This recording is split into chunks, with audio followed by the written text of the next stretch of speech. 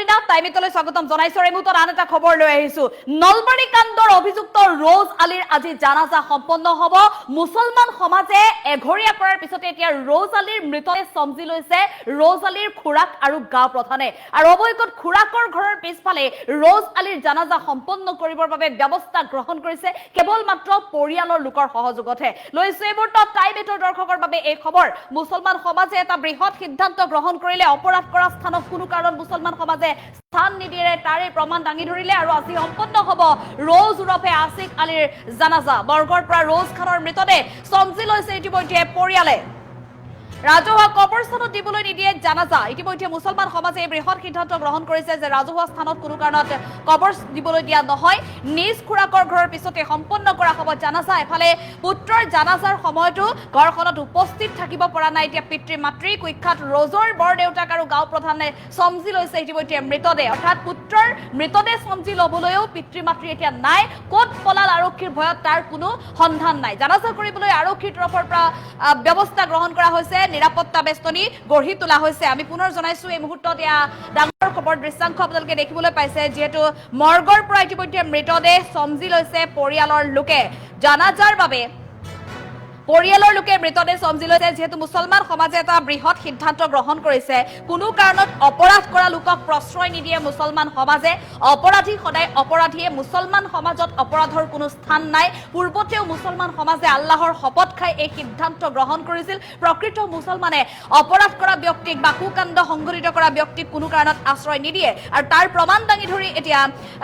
নলবাৰীৰ দেহৰ কালাকুছিৰ এই বৃহত্তৰ অঞ্চলৰ মুছলমান সমাজ একত্ৰিত হৈছে। আৰু যাৰ বাবে অকলশৰীয়া হৈ পৰিছে এতিয়া ৰ'জ আলীৰ পৰিয়াল। ৰ'জ আলীৰ পৰিয়ালৰ তৰফৰ পৰা এতিয়া মৃতদেহ চমজি ল'বলৈ কেৱল মাত্ৰ ঘৰখনত আছে ৰ'জ আলীৰ বৰ দেউতাক আৰু ৰ'জ আলীৰ খুৰাক। যিহেতু ৰ'জ আলীৰ পিতৃ মাতৃৰ এতিয়াও নাই সন্ধান। পুত্ৰই ভয়ংকৰ কাণ্ড সংঘটিত কৰিলে। এজন খিলঞ্জীয়া যুৱকক নৃশংসভাৱে হত্যা কৰিলে, হানি খুচি হত্যা কৰিলে। এগৰাকী যুৱতী বৰ্তমানৰো জীৱন মৰণৰ এখন যুঁজ কৰি থাকিব লগা হৈছে GMCHৰ বিচনাত। আৰু তেনে অৱস্থাত এতিয়া সেই পুত্ৰক মৃতদেহ চমজি ল'বলৈও নাই পিতৃ মাতৃয়ে। কিন্তু সেই দুই পিতৃ মাতৃয়ে এদিন সেই যুৱতীগৰাকীৰ মাতৃক কথা দিছিল, কোৰাণ বুকুত লৈ শপত খাই কৈছিল যে আপোনাৰ সন্তানৰ একো ক্ষতি হ'বলৈ নিদিওঁ, কোনো কাৰণত আপুনি আৰক্ষীৰ কাষ চাপিব নালাগে। এনেধৰণৰ কেতবোৰ মন্তব্য কৰিছিল। আৰক্ষীৰ কাষলৈ যাবলৈ চেষ্টা কৰা সেই অসহায় পৰিয়ালটোক বিভিন্ন মিছা কথাৰে মিঠা কথাৰে পতিয়ন যোৱাবলৈ চেষ্টা কৰি আহিছিল ৰ'জ খানৰ পিতৃ মাতৃয়ে। আৰু সেই ৰ'জ খানৰ পিতৃ মাতৃ এতিয়া কিন্তু নাই। এয়াই আচলতে ভুল কৰা বা দুখ কৰা মানুহৰ বা অপৰাধ কৰা মানুহৰ প্ৰকৃততে কি ফল, এয়া কৰ্মফল যে ভোগ কৰিবলগীয়া হয় তাৰ প্ৰমাণ আপোনালোকে দেখিবলৈ পাইছে। নিজৰ পুত্ৰৰ মৃতদেহ চমজি ল'বলৈও আজি নিজ ঘৰত থাকিব পৰা নাই পিতৃ মাতৃয়ে। আৰক্ষীৰ ভয়ত কোন দিশে পলাল ৰ'জ খানৰ পিতৃ মাতৃয়ে তাৰ কোনো সন্ধানেই নাই, তাৰ কোনো নিশ্চয়তাই নাই। ক'ত পলালে কোনেও নাজানে। ৰ'জ আলীৰ খুৰাকেও নাজানে, ৰ'জ আলীৰ বৰ দেউতাকেও নাজানে। মুঠতে পুত্ৰই হত্যাকাণ্ড সংঘটিত কৰিছে আৰু তাৰ পিছতে খবৰ নাই এতিয়া ৰ'জ আলীৰ পৰিয়ালৰ লোকৰ। আৰু এফালে মুছলমান সমাজ যিহেতু একত্ৰিত হৈছে, প্ৰকৃত মুছলমানে কোনো কাৰণত অপৰাধ কৰা ব্যক্তিক স্থান নিদিয়ে। মুছলমান সমাজে অপৰাধ নকৰে। মুছলমান সমাজে কোনো বেয়া কামক সংগ নিদিয়ে, বেয়া কাম কৰা লোকক সংগ নিদিয়ে। সেয়া মুছলমান সমাজৰ বৃহৎ প্ৰতিশ্ৰুতি। আৰু যাৰ বাবে ৰ'জ আলীয়ে যি কাম কৰিছে, এক প্ৰকাৰ সাম্প্ৰদায়িক এক বিভাজন সৃষ্টি কৰিবলৈ চেষ্টা কৰিছিল ৰ'জ আলীয়ে। আৰু অপহৰণ, এগৰাকী হিন্দু যুৱতীক অপহৰণ কৰিছিল। যি সময়ত নাৰীক সন্মান কৰিব লাগে, নাৰীক মৰ্যাদা প্ৰদান কৰিব লাগে, সেই সময়ত কিন্তু ৰ'জ আলীয়ে এগৰাকী যুৱতীক অপহৰণ কৰিবলৈ অপচেষ্টা কৰিছিল। আৰু যুৱতীগৰাকীৰ প্ৰাণ ৰক্ষা কৰিবলৈ ভাতৃয়ে প্ৰাণ দিব লগা হৈছিল কুখ্যাত এই লম্পট ৰ'জ আলীৰ হাতত। নৃশংসভাৱে হানি খুচি, চুৰিৰে হানি খুচি হত্যা কৰা হৈছিল ৰ'জ আলীৰ ভাতৃক। কিমান আচলতে নৃশংসতাৰ বৰ্বৰতাৰ সীমা অতিক্ৰম কৰিছিল ৰ'জ আলীয়ে। হয়তো সেই কাহিনী নতুনকৈ বৰ্ণনা কৰিব পৰা পৰিৱেশ নাই। এনে এক ভয়ংকৰ ঘটনা সংঘটিত কৰিলে, যি ঘটনাই কেৱল মাত্ৰ নামনি অসম নহয় সমগ্ৰ ৰাজ্য জোকাৰি গ'ল। আৰু এনে অৱস্থাত এতিয়া এনে অৱস্থাত এতিয়া মুছলমান সমাজে সেই কুখ্যাত ৰ'জ আলীৰ কোনো কাৰণত ৰ'জ আলীৰ পৰিয়ালক এতিয়া নিজৰ সমাজত নাৰাখে এঘৰীয়া কৰিলে ৰ'জ আলীক সমগ্ৰ ঘটনা পোহৰলৈ অহাৰ পিছতে ৰ'জ আলীক এঘৰীয়া কৰিলে মুছলমান সমাজে আৰু যাৰ বাবে এতিয়া অকলশৰীয়া হৈ পৰিল ৰ'জ আলীৰ বাবে এখন ঘৰ এটা পৰিয়াল এতিয়া অসহায় হৈ পৰিছে নিঠৰুৱা হৈ পৰিছে এটা পৰিয়ালৰ সেই পিতৃ মাতৃ যি সময়ত মৃতদেহ চমজি ল'বলৈ এতিয়া পিতৃ মাতৃয়ে নিজৰ ঘৰখনত থাকিব নোৱাৰা এক পৰিৱেশৰ সৃষ্টি হৈছে আৰক্ষীৰ ভয়ত পলাই পত্ৰং দিছে এতিয়া ৰ'জ আলীৰ পিতৃ মাতৃ যিদিনাই হত্যাকাণ্ড সংঘটিত হৈছিল সেইদিনাই পলাইছিল পুত্ৰক গৈ মুকালমুৱা চৰত আৰক্ষীয়ে সন্ধান লাভ কৰিছিল চৰৰ মিয়াৰ ঘৰত আশ্ৰয় লৈ থকাৰ খবৰ লাভ কৰি আৰক্ষীৰ দল ৰাওনা হৈছিল মুকালমুৱা চৰলৈ আৰু মুকালমুৱা চৰতে আৰক্ষীৰ পৰা হাতৰ বন্দুক কাঢ়ি লৈ যাবলৈ চেষ্টা কৰোঁতেই অৱশেষত আৰক্ষীয়ে এনকাউণ্টাৰ কৰিবলৈ বাধ্য হৈছিল ৰ'জ আলীক আৰু আৰক্ষীৰ এনকাউণ্টাৰত নিহত হৈছে ইতিমধ্যে ৰ'জ আলী আৰু এই ঘটনাৰ পিছতে এতিয়া দেখিবলৈ পোৱা গৈছে এটা নিশা যিহেতু মৰ্গত পৰি থাকিল ৰ'জ আলীৰ মৃতদেহ কাৰণ ৰ'জ আলীৰ মৃতদেহ সন্দৰ্ভত জানাজা সম্পন্ন কৰিবলৈ আৰক্ষীৰ জানাজা সম্পন্ন কৰিবলৈ পৰিয়ালৰ লোকে কেনেধৰণে ব্যৱস্থা গ্ৰহণ কৰিব লাগিব সেই সন্দৰ্ভত যিহেতু পৰিয়ালৰ লোকক এতিয়া পৰামৰ্শ দিবলৈও বা পৰিয়ালৰ লোকক এই বিষয়ে কিবা এটা মতামত জনাবলৈও কোনো মুছলমান সমাজৰ এজন ব্যক্তিও ওলাই নাহিলে দেহৰ কালাকুচিৰ প্ৰতিগৰাকী ব্যক্তিয়ে নিজৰ ঘৰত থাকিলে তেওঁলোকৰ স্থিতি অটল যে অপৰাধ কৰিছে যিহেতু কুখ্যাত এই ৰ'জ আলীয়ে গতিকে সেই অপৰাধ কৰা পৰিয়ালক এতিয়াই যদি এই উচিত সময়তে যদি উচিত শিক্ষা প্ৰদান নকৰে তেনেহ'লে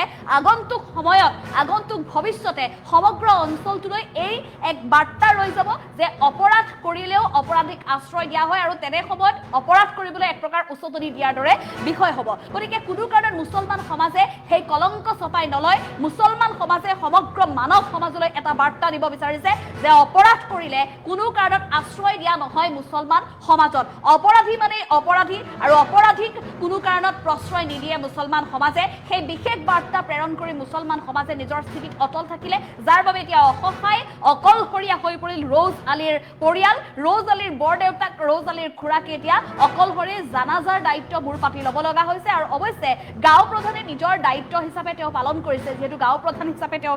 দায়িত্ব হয় গতিকে গাঁও প্ৰধান হিচাপে তেওঁৰ দায়িত্ব আৰু গাঁও প্ৰধান হিচাপে দায়িত্ব পালন কৰিবলৈ তেওঁ ওলাই আহিছে আৰু ৰ'জ আলীৰ পৰিয়ালক তেওঁ সংগ দিছে এই মুহূৰ্তত কিন্তু গাঁও প্ৰধান হিচাপেও তেওঁ আচলতে লজ্জিত হৈছে গাঁও প্ৰধান হিচাপে তেওঁ দুখিত হৈছে যে এনে এটা ঘটনা দেহৰ কালাকুচিৰ দৰে অঞ্চলত সংঘটিত হ'ল যি ঘটনাই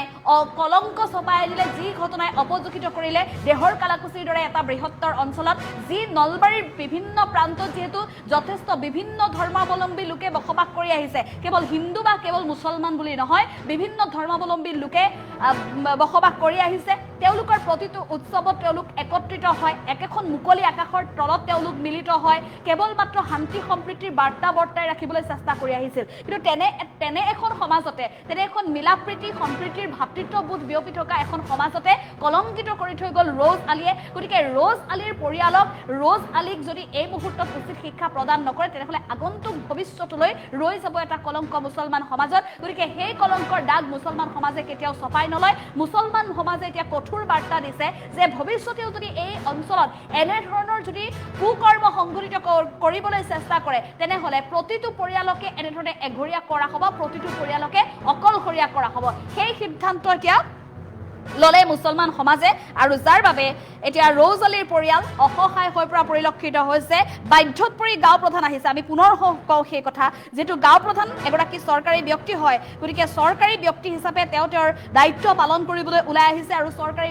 দায়িত্ব পালন কৰি তেওঁৰ ৰ'জ আলীৰ বৰদেউতাক আৰু ৰ'জ আলীৰ খুৰাকৰ সৈতে ইতিমধ্যে মৃতদেহ চমজি লৈছে বুলি জানিব পৰা গৈছে আৰু কিছু মুহূৰ্তৰ পিছতে জানাজা সম্পন্ন কৰা হ'ব ৰ'জ আলীৰ জানাজা সম্পন্ন কৰা হ'ব কিছু মুহূৰ্তৰ পিছতে মৰ্গৰ পৰা ৰ'জ খানৰ মৃতদেহ ইতিমধ্যে চমজি লৈছে পৰিয়ালে ৰাজহুৱা কবৰস্থানত কোনো কাৰণত মুছলমান সমাজে কবৰ দিবলৈ নিদিয়ে স্থান নিদিয়ে মুছলমান সমাজে আৰু মুছলমান সমাজে কেতিয়াও সংগ নিদিয়ে যি ৰ'জ আলীয়ে যি ঘটনা সংঘটিত কৰিলে সমগ্ৰ মুছলমান সমাজক কলংকিত কৰিলে অপমানিত কৰিলে গতিকে সেই ৰ'জ আলীক কোনো কাৰণত মুছলমান সমাজে ক্ষমা নকৰে ৰ'জ আলীৰ পৰিয়ালক কোনো কাৰণত সংগ নিদিয়ে গতিকে ক'ত কিদৰে জানাজা দিব সেই সন্দৰ্ভত পৰামৰ্শ দিবলৈও এতিয়া এগৰাকীও মুছলমান ব্যক্তি ওলাই অহা নাই এক প্ৰকাৰ যি দুখ পালে মুছলমান সমাজে আজি যি দুখ পাইছে মনত যি অপমান পাইছে সেই অপমান তেওঁলোকে কোনো কাৰণত পাহৰি নাযায় আৰু ভৱিষ্যতলৈ যি যুৱ সমাজৰ যুৱ প্ৰজন্ম আছে সেই গাঁওখনত দেশৰ কলাকুছিৰ প্ৰতিটো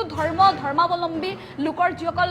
ল'ৰা ছোৱালী আছে প্ৰত্যেক ল'ৰা ছোৱালীয়ে যাতে আগন্তুক সময়লৈ এই কথা মনত ৰাখে যে অপৰাধ কৰিলে এনেধৰণে অকলশৰীয়াকৈ এৰি দিয়া হ'ব সেই কথা যাতে মনত ৰাখে তাৰ এক বিশেষ কঠোৰ বাৰ্তা প্ৰেৰণ কৰিবলৈ চেষ্টা কৰিছে মুছলমান সমাজে ৰোজ খানৰ ক্ষেত্ৰত আৰু ৰোজ খানক আৰু কিছু মুহূৰ্তৰ পিছতে জানাজা সম্পন্ন কৰা হ'ব যিহেতু নিজৰ খুৰাকৰ ঘৰৰ পিছফালেই সম্পন্ন কৰিব লাগিব জানাজা ৰাজহুৱা কবৰস্থানত নাই আপোনালোকে দেখিবলৈ পাইছে মুছলমান সমাজে আচলতে কিদৰে যেতিয়া এগৰাকী ব্যক্তিৰ মৃত্যু হয় তেওঁলোকে জানাজা দিবলৈ প্ৰতিগৰাকী লোক ওলাই আহে যেতিয়ালৈকে তেওঁলোকৰ আপোন মানুহ নাহে পেহাক পেহী খুৰাক খুৰীক মাহীয়েক মহাক বা যিসকল তেওঁলোকৰ মিতিৰ কুটুম্ব থাকে সকলো একেলগে তেওঁলোক মিলিত হয় আৰু তাৰ পিছত অঞ্চলৰ প্ৰতিগৰাকী লোক ওলাই আহে এগৰাকী ব্যক্তি ওলাই নহাকৈ নাথাকে সেয়া আচলতে মুছলমান সমাজৰ যি একতা সেই একতা প্ৰদৰ্শন হয় বা প্ৰদৰ্শিত হয় আপুনি দেখিবলৈ পায় প্ৰতিটো স্থানতে প্ৰতিখন জিলাতে আপুনি সেই দৃশ্য দেখিবলৈ পাব কিন্তু ৰোজ খানৰ ক্ষেত্ৰত নাই কাৰণ ৰোজ খানে অপৰাধ কৰিছে গতিকে অপৰাধীৰ কাৰণে কোনো ওলাই নাহে আৰু অপৰাধীৰ কাৰণে কোনো ওলাই নাহে বাবে আজি অকলহৰে ৰোজ খানৰ খুৰাক আৰু বৰ দেউতাকে জানাজা দিবলৈ বাধ্য হৈছে গাঁও প্ৰধানে মাত্ৰ এগৰাকী চৰকাৰী ব্যক্তি হিচাপে তেওঁলোকক সহযোগ কৰিবলৈ ওলাই আহিছে অন্য কোনো তেওঁলোকৰ বিশেষ উদ্দেশ্য নাই বা অপৰাধীৰ পৰিয়ালটোক সহায় কৰাৰ বিশেষ উদ্দেশ্য নাই গাঁও প্ৰধানৰ মাত্ৰ চৰকাৰী ব্যক্তি হিচাপে তেওঁলোকে যিহেতু প্ৰশাসনৰ পৰামৰ্শ আহিছে গতিকে প্ৰশাসনৰ নিৰ্দেশ মানিহে তেওঁ মাত্ৰ সেই দায়িত্ব হাতত লৈছে মৃতদেহ চমজি লৈছে আৰু জানাজা সম্পন্ন নকৰা পৰ্যন্ত তেওঁ আৰক্ষীৰ লগত থাকিব আৰু এয়া দেখিবলৈ পাইছে ৰোজ খানৰ খুৰাকৰ ঘৰৰ পিছফালৰ এয়া দৃশ্যাংশ আপোনালোকে দেখিছে এই আৰক্ষীৰ লোক আছে আৰক্ষীৰ তৰফৰ পৰা এক ব্যৱস্থা গঢ়ি তোলা হৈছে নিৰাপত্তা ব্যৱস্থা গঢ়ি তোলা হৈছে যাতে যিহেতু সমগ্ৰ অঞ্চলবাসী এতিয়াও উত্তেজিত হৈ আছে ৰোজ খানক লৈ যাতে ৰোজ খানৰ জানাজা সম্পন্ন হোৱাৰ সময়ত কোনো কাৰণত যাতে এক হুলস্থুলীয়া পৰিৱেশৰ সৃষ্টি নহয় আৰু যাতে কোনো কাৰণত অপ্ৰীতিকৰ পৰিস্থিতিৰ সৃষ্টি নহয় তাৰ বাবে আৰক্ষীয়ে এনেধৰণে প্ৰশাসনীয় এক নিৰাপত্তা বেষ্টনী গঢ়ি তোলা পৰিলক্ষিত হৈছে সমগ্ৰ নলবাৰীৰ এই দেহৰ কলাকুছিৰ বৃহত্তৰ অঞ্চলৰ মুছলমান সমাজ এতিয়া ক্ষোভিত হৈ আছে ৰোজ খানৰ এই কুকাণ্ডক লৈ ৰোজ খানৰ এই জঘন্য হত্যাকাণ্ডক লৈ আৰু যাৰ বাবে প্ৰতিগৰাকী মুছলমানে একত্ৰিত হৈ ৰাজহুৱা কবৰস্থানত ৰোজ খানৰ বাবে ঠাই নাই বুলি এক প্ৰকাৰ বৃহৎ স্থিতি গ্ৰহণ কৰাৰ পিছতে এনেধৰণৰ এতিয়া দেহৰ কলাকুছিৰ পৰিৱেশ দেখিবলৈ পোৱা গৈছে ৰোজ খানৰ খুৰাকে আৰু বৰ দেউতাকে অকলশৰে মৃতদেহ চমজি লৈ অৱশেষত জানাজা সম্পন্ন কৰিবলৈ সাজু হৈছে আৰু নিজৰ ঘৰৰ পিছফালে জানাজা দিবলগীয়া হৈছে কিমান দিনলৈকে এই পৰিয়ালটো অকলশৰীয়াকৈ থাকিব লাগিব তাৰ কোনো নিশ্চয়তা নাই কাৰণ মুছলমান সমাজে এয়া শপত লৈছে কঠোৰ স্থিতি গ্ৰহণ কৰিছে সমাজলৈ এক কঠোৰ বাৰ্তা প্ৰেৰণ কৰিছে যাতে মুছলমান সমাজৰে হওক বা অন্যান্য ধৰ্মাৱলম্বী লোকৰে হওক কোনো কাৰণত যাতে অপৰাধ কৰিবলৈ সাহস কৰিব নোৱাৰে অপৰাধ কৰাৰ আগত বা কুকৰ্ম কৰাৰ আগত যাতে 100 বাৰ ভাবিবলৈ বাধ্য হয় তাৰ বাবে এক বিশেষ বাৰ্তা প্ৰেৰণ কৰিবলৈ চেষ্টা কৰিছে মুছলমান সমাজে আৰু এয়া দেখিবলৈ পাইছে ৰোজ খানৰ জানাজা সম্পন্ন কৰিবলৈ ইতিমধ্যে সাজু হৈ উঠিছে আৰক্ষীৰ দল ইতিমধ্যে উপস্থিত হৈছে আৰু এফালে ৰোজ খানৰ খুৰাক ৰোজ খানৰ বৰ দেউতাক আৰু গাঁও প্ৰধানৰ উপস্থিতিত এনেধৰণে এতিয়া জানাজা সম্পন্ন কৰিবলৈ সাজু হৈছে আৰু আটাইতকৈ দুৰ্ভাগ্যজনক কথা যে ৰোজ খানৰ পিতৃ মাতৃও এতিয়া নাই কাৰণ পুত্ৰৰ মৃতদেহ চমজি ল'বলৈও এতিয়া পিতৃ মাতৃ নাই যি সময়ত এতিয়া পুত্ৰৰ বিয়োগত উদাহৰণ যদি আমি দিওঁ মাধুৰ্য বৰ্মনৰ পিতৃ মাতৃ বা মাধুৰ্য বৰ্মনৰ ঘৰৰ পৰিয়ালৰ লোক এতিয়া কান্দোনত ভাঙি পৰিছে বা মাধুৰ্য বৰ্মনক শ্ৰদ্ধাঞ্জলি জনাবলৈ বিভিন্ন দল সংগঠন ওলাই আহিছিলে আপোনালোকে দেখিবলৈ পাইছিলে আৰু বৰ্তমান মুহূৰ্তলৈকে সামাজিক মাধ্যমেই হওক বা মাধুৰ্য বৰ্মনৰ বাসগৃহতে হওক এতিয়া গুণমুগ্ধ এক প্ৰকাৰ ভৰি পৰা পৰিলক্ষিত হৈছে কাৰণ মাধুৰ্য বৰ্মন এজন প্ৰচুৰ সম্ভাৱনাপূৰ্ণ এজন যুৱক আছিল সামাজিকভাৱে তেওঁ এক বিশেষ নাম আছিল বা তেওঁৰ পৰিচয় আছিল সমাজৰ সংগঠনসমূহৰ লগত তেওঁৰ একতা আছিল আসুৰ যেহেতু তেওঁ এগৰাকী সদস্য আছিল গতিকে প্ৰতিটো দিশৰ ফালৰ পৰা মাধুৰ্য বৰ্মনক শ্ৰদ্ধা জনাবলৈ মাধুৰ্য বৰ্মনৰ বাবে চকু পানী টুকিবলৈ সকলো ওলাই আহিছে অকণমান হ'লেও পুত্ৰক হেৰুৱা সেই পুত্ৰহাৰা মাতৃৰ বুকুত কিছু পৰিমাণে হ'লেও সান্তনা লাভ কৰিছে তেওঁ যে পুত্ৰ উভতি নাহে হয় সেয়া চিৰসত্য মানি ল'ব লাগিব যে পুত্ৰ উভতি নাহে কিন্তু পুত্ৰ উভতি নাহিলেও তেওঁ কাষত যে এখন সমাজ আছে এখিনি মানুহ আছে তেওঁ সেই কথা ইতিমধ্যে অনুভৱ কৰিবলৈ পাইছে আৰু যাৰ বাবে কিছু পৰিমাণে হ'লেও হ্ৰাস পাইছে কিন্তু এই দুয়োগৰাকী পিতৃ মাতৃ এতিয়া পলাতক কাৰণ কোন সময়ত তেওঁলোকৰ বিৰুদ্ধে একশ্যন ল'ব তাৰ কোনো ঠিক নাই কাৰণ চৰকাৰ ইতিমধ্যে কঠোৰ হৈছে প্ৰশাসন কঠোৰ হৈছে কালিৰ দিনতো দেখিবলৈ পোৱা গৈছিল জয়ন্ত মল্ল বৰুৱাই ইতিমধ্যে কঠোৰ মন্তব্য কৰিছে আৰু এই মুহূৰ্তত আমাৰ ভাষ্য আছে জানাজা সন্দৰ্ভত ৰোজ খানৰ জানাজা সন্দৰ্ভত ভাষ্য আছে আমি আগবঢ়াবলৈ চেষ্টা কৰিম বা যিয়ে নহওক ঘটনা যোনখিনি হৈছে গোটেইখিনিয়ে মানে দুৰ্ভাগ্যজনক বা এতিয়াও মৃত্যুৰ সৈতে যুঁজি আছে ছোৱালীগৰাকী। মই এটাই সকলোকে অনুৰোধ জনাম যে ৰাইজো মানে সচেতন হওক বা সজাগ হৈ থাকক, যাতে এনেকুৱা কিবা যদি মানে চিক মেণ্টেলিটিৰ মানুহ আছে, ঘৰৰ মানুহে হ'লেও কিবা হ'লেও যাতে আৰক্ষীক খবৰ দিয়ে বা তেতিয়া আমি অলপ হ'লেও আগতেই ব্যৱস্থা ল'ব পাৰিলোঁ হয়। যিখিনি ক্ৰাইমে কৰি আছে, মই একচুৱেলি ল' এণ্ড অৰ্ডাৰটোৱে চাই আছোঁ, এইখিনি প্ৰচেছ কৰি আছে আৰু 1-1.5 ঘণ্টা লাগিব। নাই নাই নাই, তেওঁ অকলে আছে। নাই, সেইটো আমি কোনো আমাৰ যোনটো প্ৰিলিমিনাৰী ইনভেষ্টিগেশ্যন, যিগৰাকী মানে ছোৱালীজনী হস্পিটেলত আছে, একচুৱেলি নাম তেওঁ 2টা নাম কৈছিলে, ৰ'জ আৰু আসিফ। সেইটোতে কনফিউজন হৈ আছে যে 2জন আছিলে, কিন্তু মানুহ একেজনে। সেইখিনি আমাৰ এতিয়ালৈকে ইনভেষ্টিগেশ্যন চাৰে ক'লে যে ক'লে আপোনালোকৰ গাঁৱৰ মানুহ 4জনমান লাগিব, তেনেকৈ কৈছে। তাৰপিছত মই গাঁৱৰ মানুহ 4জন বিচাৰিলোঁ, কিন্তু যিহেতু আমাৰ গাঁৱে কৈছে যে আপোনাৰ বডিটো আমাৰ ৰাজহুৱা অৱস্থানত মানে স্থান নিদিয়ে, ৰাইজৰ সময় হৈ কৈছে। কোৱাৰ পিছত আমি ডিচিশ্যন ল'লোঁ যে তাত ডেড বডিটো তাই ঘৰৰ পিছপিনে দফন দিওঁ, কিন্তু সাময়িকভাৱে কোনো জানাজান নাই। এতিয়া আমি নিব আহিছোঁ আৰু নিজৰ পৰিয়ালে দিব, নিজৰ পৰিয়ালৰ মানুহ অনুমতি লৈছে আৰু নিজৰ পৰিয়ালে জানাজা কৰিব, নিজৰ পৰিয়ালৰ আপুনি গাঁও প্ৰধান। নাম কি আপোনাৰ? টাইমত দেৱা মই কম বৰদেউতা আহিছে, বৰদেউতাক সন্ধাই ল'ব। সেইটো আমাৰ নাই, নিজে আগে য'তে চলে থ'ব। সেইটো মানে মা ৰাইজে নাটো কৈছে হয়, সেইটো আমাৰ নাই, নিজে আগে য'তে চলে থ'ব। সেইটো মানে মা ৰাইজে নাটো কৈছে হয়।